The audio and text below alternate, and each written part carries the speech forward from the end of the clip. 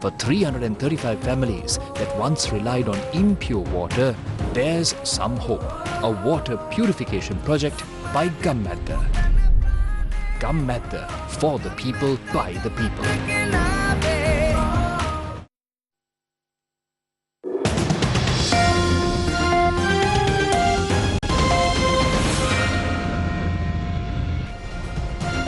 Good afternoon, this is Lunchtime News here on TV1. Bringing you the news, I am Ruhaza Irfan. Before we move on to our bulletin, here's a look at your headlines.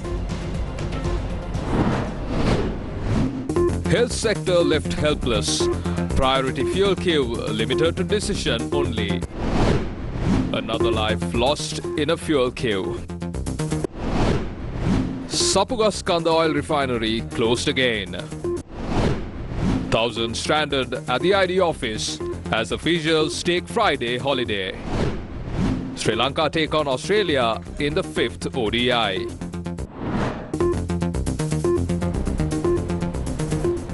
Now on to your top story this afternoon. Doctors have now resorted to protest on streets demanding fuel. This is because fuel has not been made available despite Fridays being allocated for healthcare workers to obtain fuel from assigned filling stations. The Health Ministry stated that the fuel will be made available at 74 fuel stations across the island for healthcare workers. However, healthcare staff including doctors had to stay in queues for hours. A tense situation erupted at a fuel station in Burella as healthcare workers were unable to obtain fuel.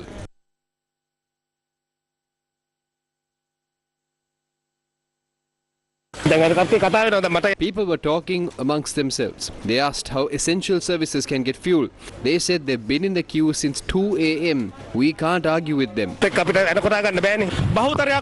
Majority of filling stations aren't issuing fuel for healthcare services. How are we supposed to carry out our duties? Stop lying to us like this. Healthcare workers in Gambha did not get fuel today.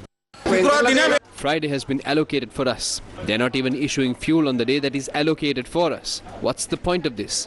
They're ruining this country. We're wasting our nights and days staying in these queues. People are dying everywhere. The filling station at the second mile post in Puttalam had not received fuel today, although it was allocated for healthcare workers.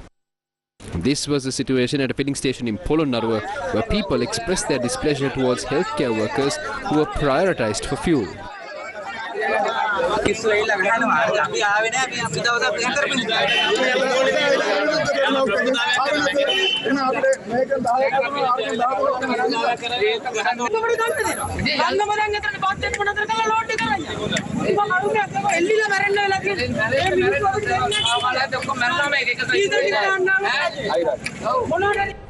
Protest staged by the hospital staff members severely inconvenienced patients today.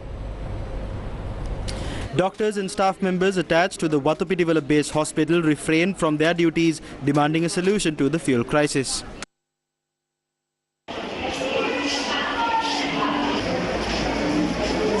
The outpatient unit at the Polonnaruwa General Hospital was closed today, leaving patients helpless.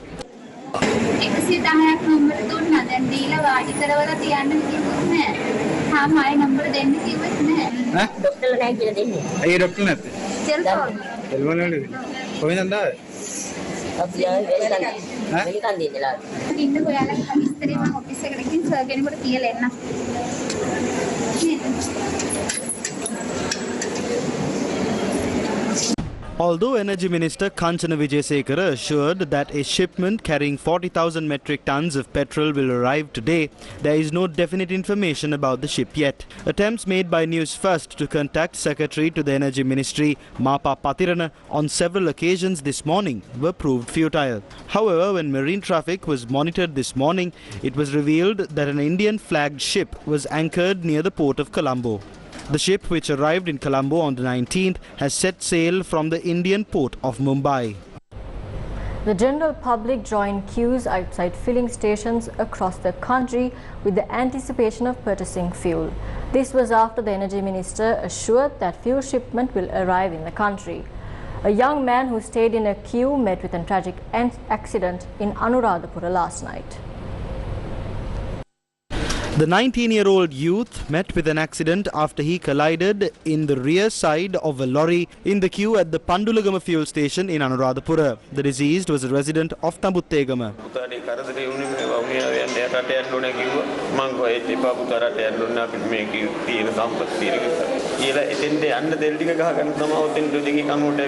A fight broke out at the Varakamura fuel station in Matale.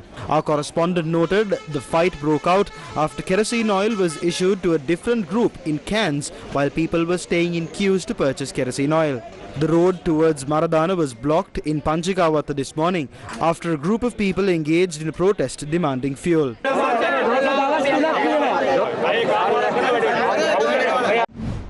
The Ceylon Petroleum Corporation's Engineers Association states that it has decided to close down the Sapukaskanda refinery from tonight as no notice has been given of the arrival of a crude oil tanker. Engineer Channa Prabhat said that the management has instructed the refinery to continue its operations using the safety pools. However, he emphasized that the volume of safe fuel would be used only if it was confirmed by this morning that a ship would arrive within the next 4 days. Thousands of people have been left stranded at the ID office as Fridays have been classified as a holiday for essential services. People have travelled from all corners of the country to obtain services of the ID office since last night.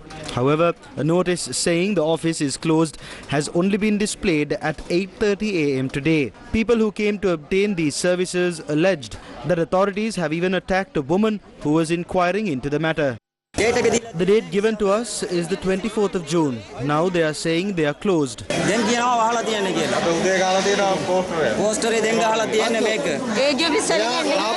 He has come from Jaffna. The bus fare is 2,100 rupees. Who is going to pay his bus fare if he is going to come back on Monday?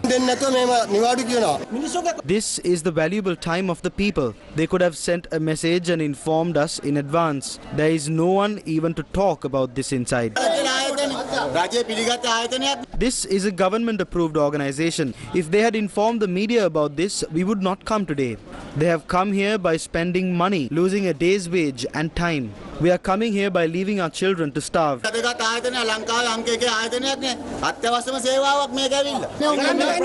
If they cannot do this, they will have to privatize it. They don't even work for the salary they get. In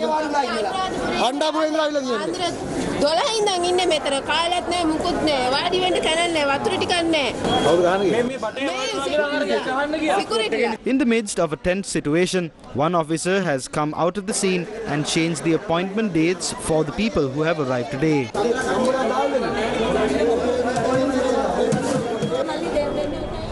Now, what you just witnessed was a report of people left stranded where a holiday was declared for public services.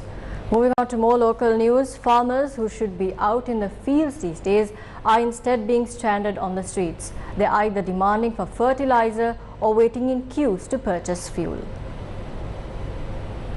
Paddy farmers in Badulla are still waiting for fertilizer to cultivate their lands. $120 farming families earn their living from these 48 acres of cultivation land. The lives of these farmers are in a dire state owing to the fertilizer crisis. With a looming food crisis, is it right to allow these cultivations to go to waste?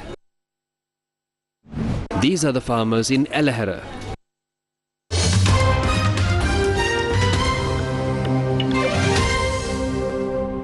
The US Senate has passed a gun control bill, the most significant firearm legislation in nearly 30 years.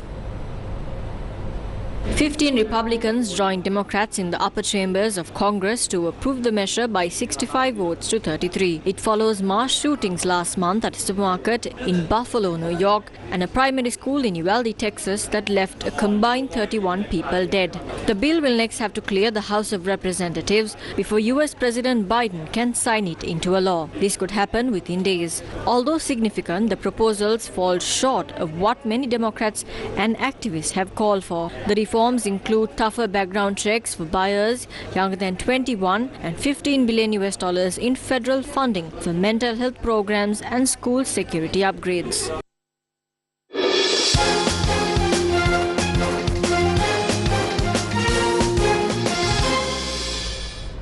The fifth and the final ODI between Sri Lanka and Australia is set to be played at the R. Premadar Cricket Stadium in Colombo today. Sri Lanka, having already won the series with a match to go, will look to continue the momentum leading up to the Test series, which is set to begin on Wednesday at the Galle International Cricket Stadium. Speaking to the media, coach of Sri Lanka, Chris Silverwood, expressed the following views prior to the final ODI. One of the most exciting things is that we're still nowhere near the potential that we have in that team, but yet we are still pushing one of the best teams in the world. To me, that's very exciting. It means that we've got more to come. And if the guys keep learning and keep progressing the way they are, then all being well, be in a very strong position to challenge anywhere in the world. From the signs point of view, that obviously I saw that was put on TV. The last game, we were actually using them during the T20 as well, which I don't know if anybody picked up on. But it's not rocket science, really. It is literally just some strategic suggestions from us to the captain of something for him to think about. It's not telling the captain what to do. It's just suggestions of what may or may not match up at any given point.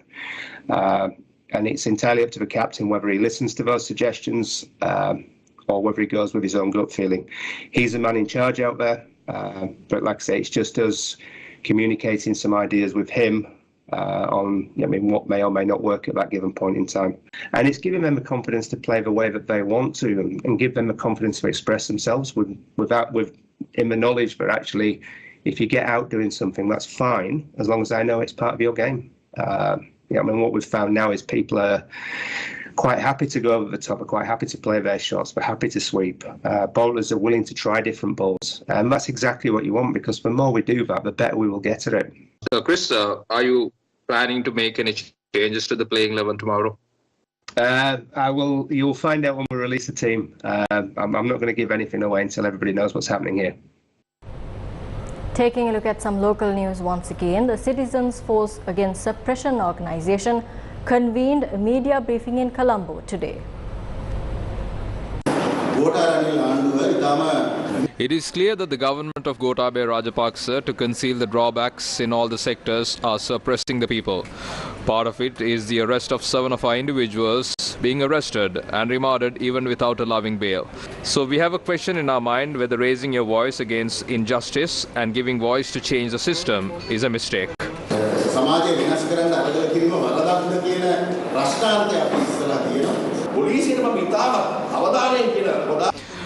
I'm telling the police that they have to be mindful about carrying their responsibilities, because when you work based on the demands of the politicians, you will not be accompanied by them when you are taken to the courts. The constitution is the law of the country, and if police or politicians are deviating from it, they are held accountable. We know how to question those matters.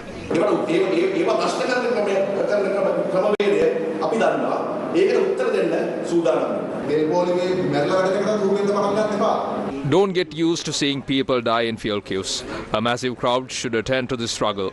We need to prepare it to become a huge wave. If not, they will suppress the people who are left now.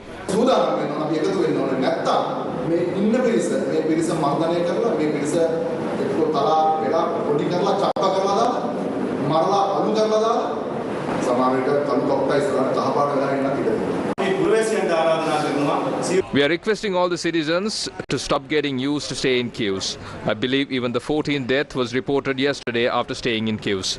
Getting used to this situation is not a good sign.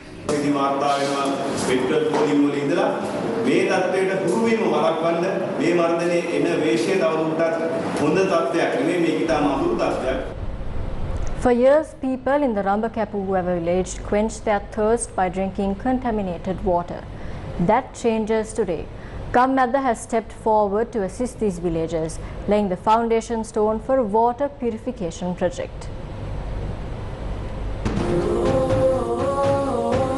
Around 400 families are living in the Tittagonava Rambakapu village in Kabitiguleva. Life has been difficult, especially for a majority of villagers who are suffering from kidney disease. They earn a living through their cultivations. To add to their woes, these villagers are forced to drink contaminated water to quench their thirst. Despite numerous requests made by the villagers to the authorities seeking assistance, none have come to their aid. They finally came to Gammadda. This is a great service by Gammadda. Many people in our village are suffering from kidney-related ailments. This is a great deed by Gammadda.